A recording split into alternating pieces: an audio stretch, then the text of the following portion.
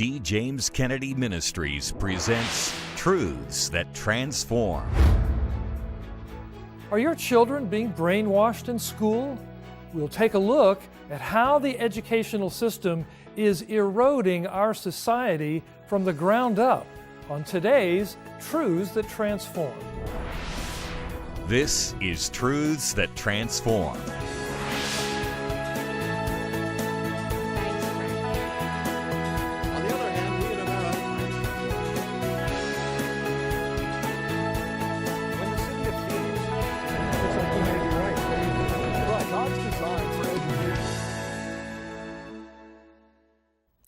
Welcome to Truths That Transform, a production of D. James Kennedy Ministries, where we are standing for truth and defending your freedom. Graduation time is just around the corner, and American universities will be once again sending out a class of students that has been brainwashed in cultural Marxism. A recent survey showed that 58% of millennials say they would rather live in a socialist, communist, or fascist nation than a capitalistic one. And this is not an accident. Our schools have long been petri dishes of leftist social experimentation, designed that way by the fathers of modern education. On today's program, you'll see how that's playing out on campuses. As we begin, I recently had the opportunity to sit down and talk with our friend Carol Swain. Dr. Swain is a retired professor of political science and law at Vanderbilt University, who became controversial on her campus because of her outspoken conservative and Christian views. She has seen firsthand the liberal orthodoxy in which students are immersed. A young student going off to university today who comes from a Christian family, if he or she has chosen a secular institution, is in for a big wake-up call at freshman orientation. Scripture says if the foundations be destroyed, then what hope is there? What are the foundations that they're trying to take away from these young people? Well, they want them to question their identity. And so if you're a Christian youth, and I'm thinking about Christians that have given their lives to Christ and they were raised in Christian homes, what they will encounter is a worldview that says, you're stupid if you believe in God, and it will question the core beliefs of everything that they've been taught at home. There are no absolute truths. What's true for you, and you hear our young people saying, "Well, I don't judge," and this can be something that's just clearly condemned in the Bible. Right. And so it's not us judging, it's the Word of God judging. Mm-hmm. And so our children, and not just our children, you can hear young pastors parroting, this rhetoric. And in some ways it's a cop-out. And I see a lot of young people, the Christians, they say, well, I'm a libertarian. To me, that's kind of like a cop-out position. Mm-hmm. But they're trying to avoid... They're trying to be accepted. Everyone wants to be accepted. Mm-hmm. And, it's natural to want to be loved. And so I think that when young people go to campus, they want to show the love of Christ. And they're in an environment that's hostile. It's easier to keep your mouth shut. It's easier to even not let people know who you are. Mm-hmm. And I think that the whole thing, that the people who run the universities, they have experience, and they know how to get at young people, and they know how to cause them to question everything they've been taught. And they're hearing things that, can shake them to their very core. And only the most discerning ones will be able, I think, to avoid the traps. And if they think, like what is happening on our college campuses is, again, they're not teaching students to think anymore. Right. They're indoctrinating them. Would you agree that a student, though, that comes to a university setting for the first time and has been schooled in advance about how their faith is going to be attacked, that once they hear that, it's almost comforting? They go, okay, that's what I expected. They're going to try to use science against me. They're going to try to use this. It's when they're there and they have no idea of how to defend themselves that they're most at risk. And you know, something that really, it surprises me at times that a lot of Christian parents, you know, that they are enamored with the Ivy League schools or the schools that have the big football teams, and they want to send their children there. And they seem not to realize that those places will destroy their children. And that their children may not be prepared to go there, may not be prepared spiritually and emotionally to go there.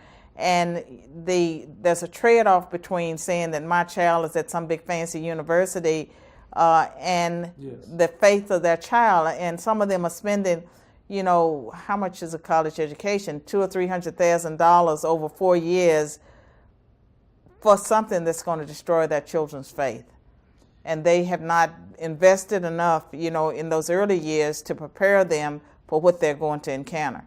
Cultural Marxism, basically, right? I mean, economic Marxism's been a failure everywhere it's tried, and the Marxists have argued that there are institutions in the culture that have prevented Marxism from taking hold, and if those institutions, like an academic institution that is a true marketplace of ideas, that has to stop. The family, that has to stop. The church, that has to stop. Cultural Marxism is all about implementing in a new way old ideas, right? Yes, and you, I'm sure you're familiar with the book that Cleon Skousen wrote, was published in 1958, called The Naked Communist. That book had near its appendix 45 current communist goals. And so this is back, you know, late 1950s. Those goals were read into the Congressional Record in 1963. And if you read through those goals, much of them have been accomplished. And one was to take over a political party, to discredit the FBI, to use race as a wedge issue, to take over the public schools. And you go down the list, and they've accomplished almost every goal that they've set out to accomplish. And again, this is in the Congressional Record. And no matter, some people that would dismiss Cleon Skousen would say, okay, he was a nut, you know, he was this, he was that. I think the proof is in, was he right about those 45 goals? If we look at America in 1963, when they were read into the record, and look at America today, what do we see? And I think we see the implementation of those communist goals. And yes, it's cultural Marxism, and it's all about destroying our society. As Carol Swain reminds us of what is really happening on today's college campuses, it's important to be mindful that our educational system is largely ruled by the wrong and harmful ideas of men who are themselves long gone, even though their influence remains.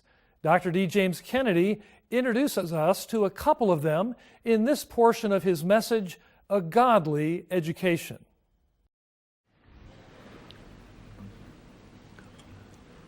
If there is one thing which is made abundantly clear both in the Old Testament and the New, it is that children are a gift from God, that they are loaned to us for a little while, and that we as parents are responsible to give to them a godly education.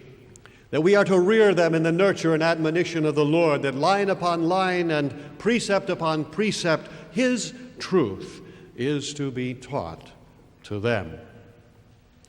Now, today, we live in a time when there are powerful forces that are engaged in an effort to see that that education is nullified and that instead they receive a godless education.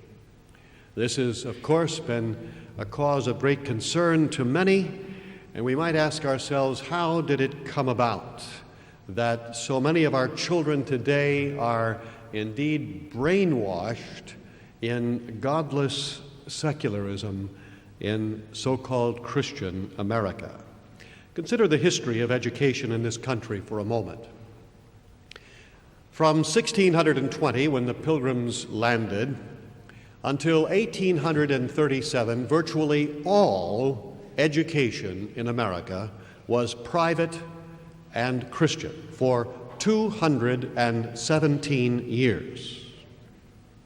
So the basis of America lay with private and Christian education. Virtually all of the colleges were established for the glory of God and the advancement of the Christian faith, or some other such statement as that. We might ask ourselves, how did the public education system become so secularized, become so anti-religious in its bias? How did that happen? Well, remember that the father of modern public education in America is Horace Mann. He is revered as the father of modern public education. In 1837, modern public education was born under the influence of Horace Mann in Massachusetts. Who was he? He was a Unitarian. He did not believe in the Trinity. He did not believe in the deity of Christ. He did not believe in the inspiration or authority of the Bible. And he looked around him and saw that the entire educational system of all of the children in America was in the hands of the Christian church. And that, to him, was deplorable. Something must be done to remedy that situation, and the answer to that was statist education, operated, controlled by the state. Hence, the beginning of the modern public education system, an effort to deliver children from the Christian religion. However, what he planted did not come to full fruition until the 20th century, and that principally under the influence of another name well known in public education, and that, of course, was John Dewey, who was a professor at Columbia Teachers College in the 20s and 30s in this country, who taught thousands of teachers who went out and established the teachers' colleges all over America, and his ideas of so-called progressive education became absolutely dominant in America. Who was John Dewey? He was the first president of the American Humanist Association. He was a signer of the Humanist Manifesto number 1. He did not believe in God. He did not believe in Christianity. In fact, he felt that Christianity was the principal problem that needed to be solved by our public educational system. My friends, the anti-Christian, anti-God bias, the censorship of all things Christian, and the infusion of an atheistic, amoral, evolutionary, socialistic, one-world, anti-American system of education in our public schools has indeed become such that if it had been done by an enemy, it would be considered an act of war. My friends, and this is not to indict all public school teachers. As I said before, there are some who are trying to do the very opposite of this. But it is to indict the humanist educational elite who are trying knowingly to foist this off on all of the public schools. They are literally at war with America and have brought this nation into a situation where it is, quote, a nation at risk, said the National Commission for Excellence in Education. Thank God that the fastest growing segment of education in America today and of numerous other countries is again Christian private education. It is growing far more rapidly than any other segment. You as a parent are responsible and will give an account to God for providing for your children a godly education.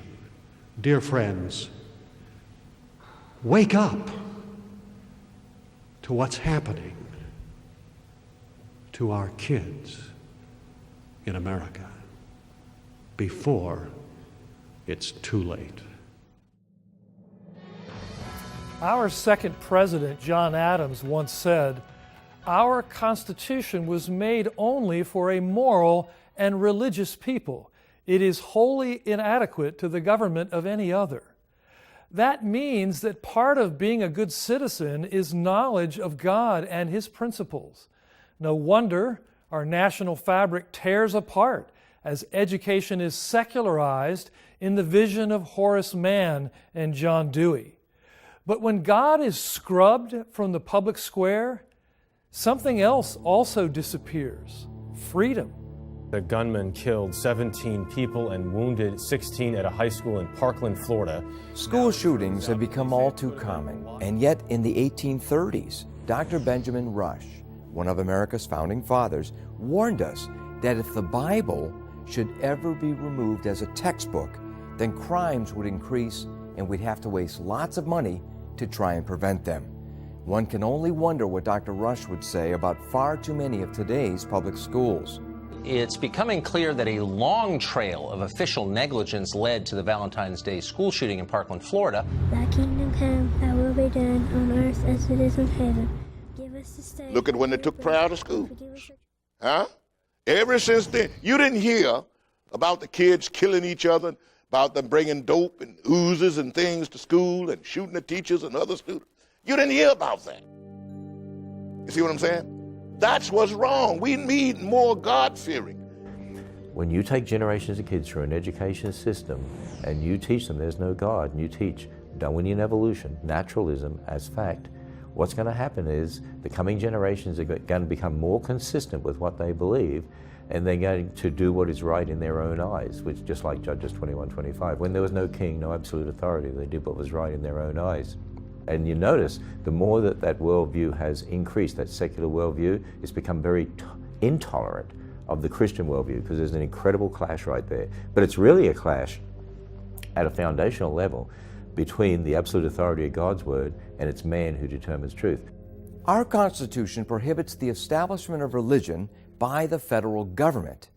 And yet critics note that secular humanism is in a de facto way being established in our public schools. Consider what happens when a formerly Christian nation goes on to outlaw God.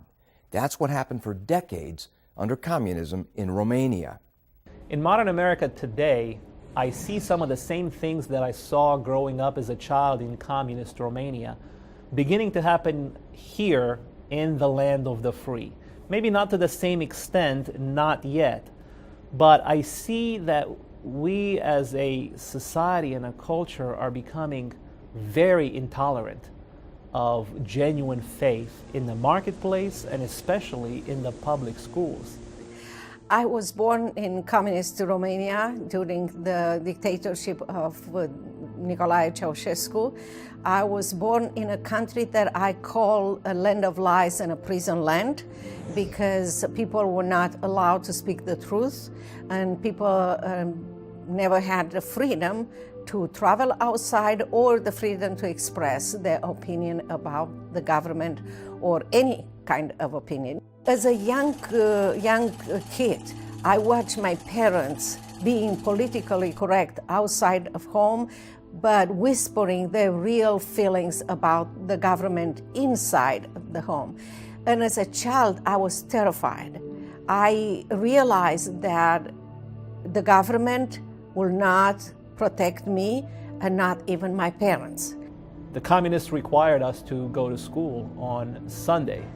We missed schools on Sunday, we went to church, but there was a price to pay for that, because on Monday when we would come back, we would have these school-wide assemblies, and our principal would invite all of the kids that had missed school the day before to step out into the front of the school-wide assembly, and would then proceed to berate us and belittle us and insult us, and to invite our friends and colleagues to do the same thing. This was a weekly occurrence. This was not a isolated event or incident. This was a weekly occurrence designed to intimidate and to harass followers of Jesus Christ. The dictator declared himself God and required or expected each one of the Romanians to worship him alone. And the ones who did not worship, they were jailed or killed or simply disappeared. Granted, this is an extreme example of how low a nation can go even in its schools when God is completely outlawed. America needs to learn these lessons and not go down this path. You can read an American history book today that's used as a textbook in the school, and either you don't really know that our founding fathers had a deep faith in God, or they make fun. The books will actually make fun of our founding fathers and their belief in God. Our history books omit that. So we're basically, as I say, looking at history today that's being sacrificed on the altar of political correctness. You have the taking of the Bible out of schools where we have a more pluralistic society. I believe that we have to train people to be in the trenches. There's no quick fix here. One home at a time, one family at a time, one person at a time. America is sick, but it does not want to be healed. The ideas of Karl Marx made the Romania that Harry Mehet and Virginia Proudhon grew up in a totalitarian nightmare. And people like John Dewey and Horace Mann then imported these toxic ideas into American education.